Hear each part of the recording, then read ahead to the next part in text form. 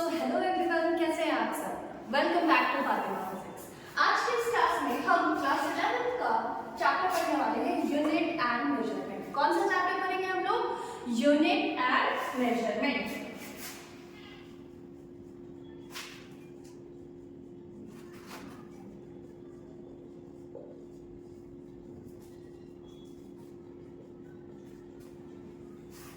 Unit and measurement. तो देखो, सबसे पहले सवाल आता है, व्हाट इज यूनिट? यूनिट क्या होता है? किसको हम लोग यूनिट बोलते हैं? What is unit? तो यूनिट क्या होता है? तो सबसे पहले आता है अपने पास व्हाट इज यूनिट। तो इंटरनेशनली एक्सेप्टेड स्टैंडर्ड जो होता है किसी भी क्वांटिटी को नापने के लिए, जो इंटरनेशनली एक्सेप्ट किया गया है, उसको हम उसका यूनिट बोलते हैं। जैसे अगर आपको वजन को नापना होगा तो आप किसमें नापेंगे? केजी में। टाइम देखना होगा तो आप किसमें देखेंगे? टाइम के लिए ऐसा यूनिट उसका सेकंड होता है। उसी तरीके से अगर डिस्टेंस नापना होगा तो उसके लिए हम कौन सा यूनिट का इस्तेमाल करते हैं? मीटर का। तो यूनिट क्या है? तो यूनिट के लिए क्या लिखेंगे?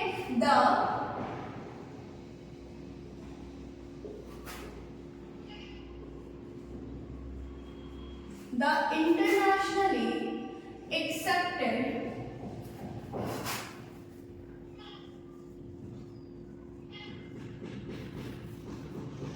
क्या लिखेंगे? The quantity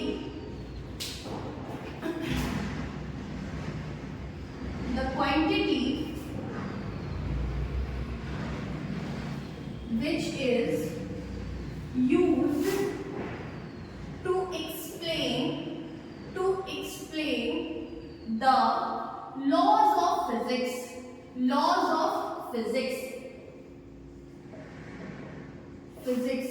are known as क्या बोलते हैं हम लोग इसको?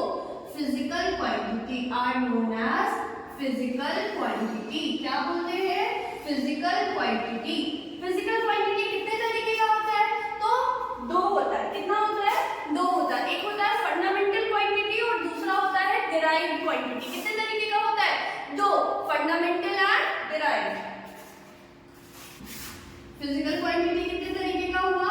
दो तरीके का। कौन कौन सा हुआ अपने पास? फंडामेंटल क्वांटिटी, एक हुआ अपना फंडामेंटल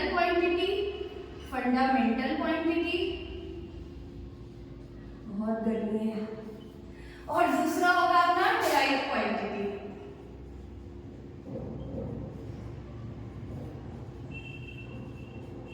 ठीक है, एक हुआ अपना फंडामेंटल क्वांटिटी और दूसरा हुआ अपना डिराइव्ड क्वांटिटी। कितने तरीके का हुआ? फिजिकल क्वांटिटी दो। अब what is the difference between this fundamental quantity and derived quantity?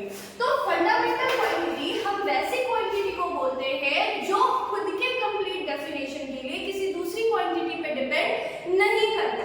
तो फंडामेंटल क्वांटिटी का डेफिनेशन क्या लिखेंगे? The quantity which does not depend on other quantity for its complete definition are known as fundamental quantity.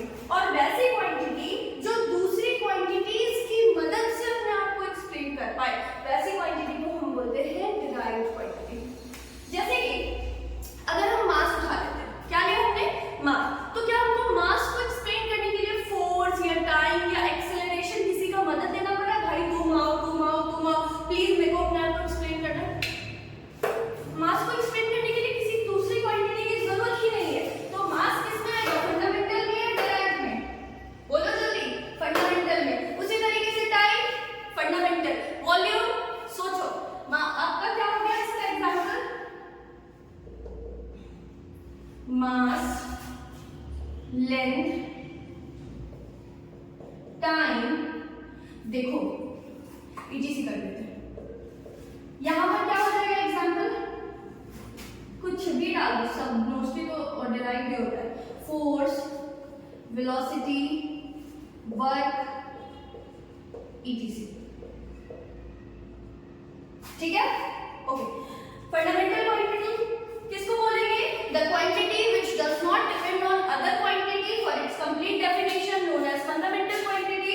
Example होगा mass, length, time, etc।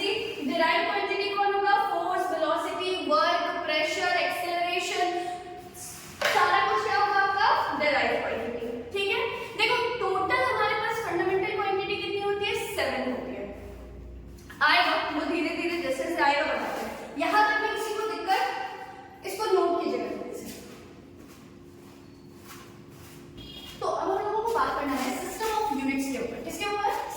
Of units के ऊपर।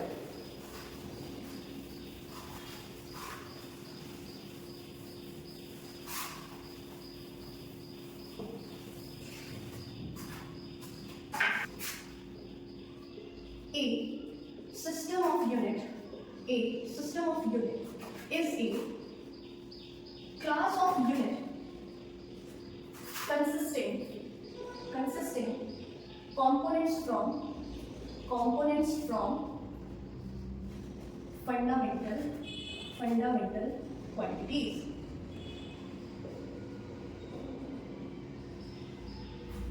ठीक है, okay. तो ये होता कितने तरीके का है, सिस्टम ऑफ यूनिट कितने तरीके का होता है? तो सिस्टम ऑफ यूनिट जो है अपना वो होता है 4 तरीके का।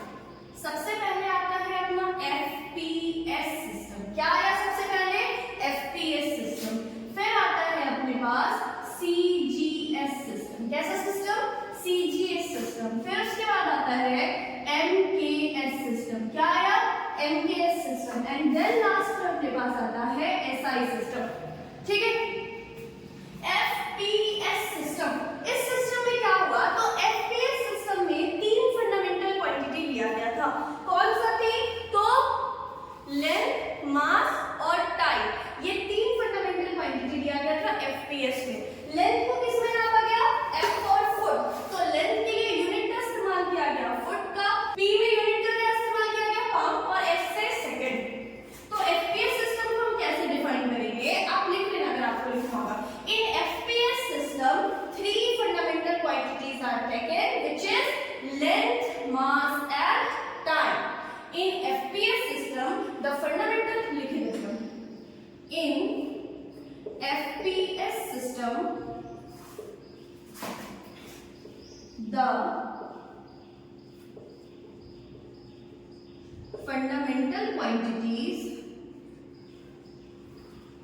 the fundamental quantities are taken as length, mass and time. क्या क्या फंडामेंटल क्वांटिटी था?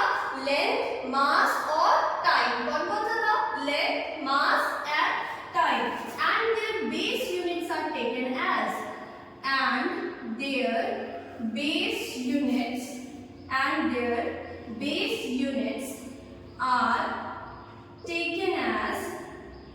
यूनिट्स आर टेकन एज क्या क्या था? लेंथ, मास और टाइम। तो लेंथ के लिए क्या किया गया? फुट।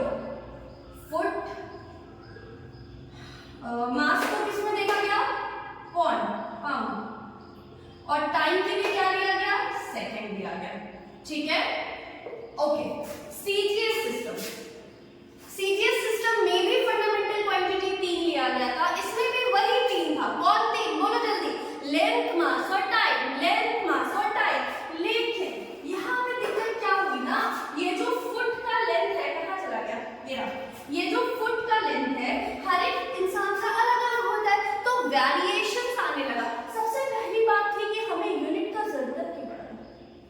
तो देखो, पहले यूनिट होता नहीं था। पहले क्या होता था? सामान बस ऐसे ही मुट्ठी में आया तो ले जाओ, या फिर एक प्लेट में जो आया वो तुम्हारा, या फिर ऐसे करके कुछ भी। एक ऐसे पत्थर रहता था, ये पत्थर के बराबर का से तराजू होता नहीं था। कपड़ा लेना है तो एक हाथ कपड़ा ऐसे करके लिया जाता था। तो इन सब चीजों में दिक्कत क्या है? अगर तुम मान लो मुट्ठी बंद करके सामान लोगे, मुट्ठी में सामान लिया कुछ, फॉर एग्जाम्पल मुद्रा, जितनी मुद्रा एक मुट्ठी में आ गई वो तुम्हारी सैलरी। अब एक बात बताओ, जो लंबा आदमी है अगर वो कोई काम नहीं भी कर रहा है, पंखा चलने का भी काम कर रहा है, कुछ भी नॉर्मल काम भी कर रहा है, तो वो लंबा इसकी मुट्ठी में ज्यादा अटेगा तो उसकी सैलरी ज्यादा, और जो बहुत घट रहा है उसकी सैलरी बहुत कम।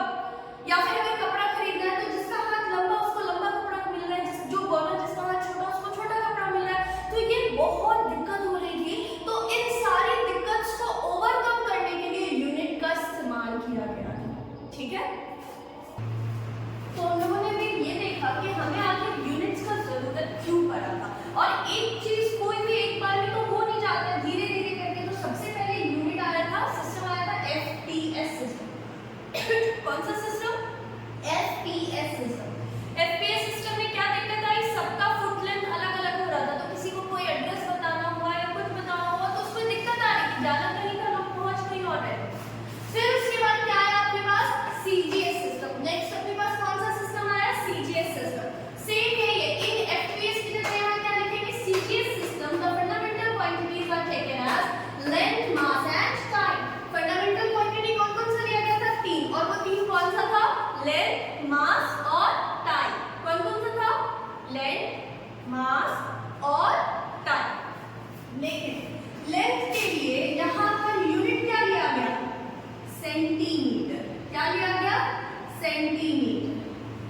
मास के लिए यहाँ पे यूनिट क्या लिया गया? ग्राम। कौन सा यूनिट लिया गया मास के लिए? ग्राम। और टाइम के लिए सेकंड। बट यहाँ पे दिक्कत क्या आया? अब यहाँ पे दिक्कत क्या आया कि ये जो सेंटीमीटर है, ठीक है, 1 सेंटीमीटर जो मेरे लिए है वही 1 सेंटीमीटर आपके लिए और वही 1 सेंटीमीटर दुनिया के किसी भी कोने में किसी भी इंसान के लिए। बट सेंटीमीटर अगर आपको इस मार्कर का लेंथ नापना है, ठीक है, अपनी हाइट भी आप नाप सकते हो, बोर्ड का लेंथ भी आप नाप सकते हो, सारा कुछ आप नाप सकते हो सेंटीमीटर में। But what if we have to measure the distance between two cities और the distance between two states और the distance between two countries और इवन मोर, तब क्या करेंगे? अगर हमको यहाँ से मान लो दिल्ली का दूरी नापना है तो क्या हम सेंटीमीटर में नापेंगे? तो सेंटीमीटर इज गुड, अच्छा है। कब अच्छा है? जब हमको छोटा दूरी नापना है तो सेंटीमीटर ठीक है। ठीक उसी तरीके से ग्राम भी ठीक है जब आपको छोटा वजन नापना है। लेकिन आपको अगर क्विंटल में सामान खरीदना है, जिसको हम आज क्विंटल बोलते हैं, तो आप क्या ग्राम बोलोगे? इतना 1000 करोड़ ग्राम तो होंगे। तो ये भी फिर दिक्कत देने लगा। छोटे यूनिट्स के लिए ठीक था, but when it comes to bigger unit CGS system में भी दिक्कत आने लगा। उसके बाद क्या आया है? MKS system. एमकेएस सिस्टम में भी फंडामेंटल क्वांटिटी कितना था? तो एमकेएस में भी फंडामेंटल क्वांटिटी 3 ही था। कौन कौन सा? मास, लेंथ और टाइम। या फिर आप बोलो कि इन एफपीएस की जगह आप क्या बोलेंगे? एमकेएस। तो in MKS system the fundamental quantities are taken as length, mass and time and their base units are taken as m. M stands for meter. M stands for meter. K stands for दूरी को किसमें नापा गया? MKS system में metre में। दूरी को MKS system में किसमें नापा गया? मीटर में।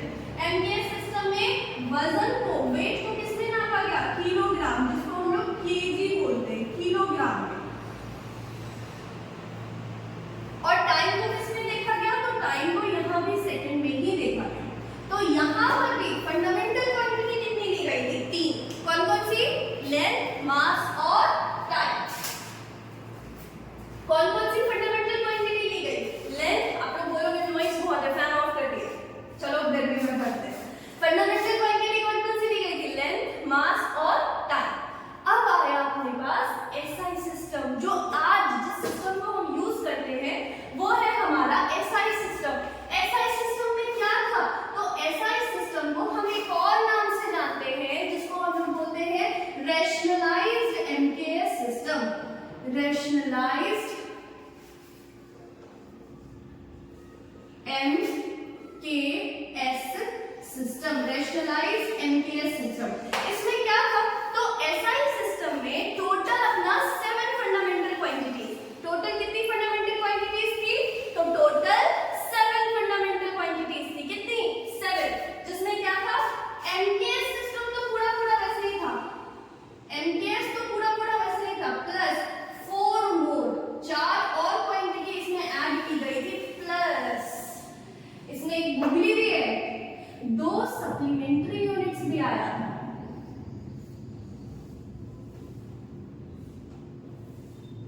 2 सप्लीमेंट्री यूनिट्स भी इसके अंदर ऐड हुआ था। तो एमकेएस में कितना था? 3। तो 3 और 4 कितना हो गया? 7। तो टोटल 7 फंडामेंटल क्वांटिटीज थी किसमें? एसआई में, और साथ साथ 2 सप्लीमेंट्री यूनिट्स भी था। तो टोटल 7 फंडामेंटल क्वांटिटी कौन कौन सा था?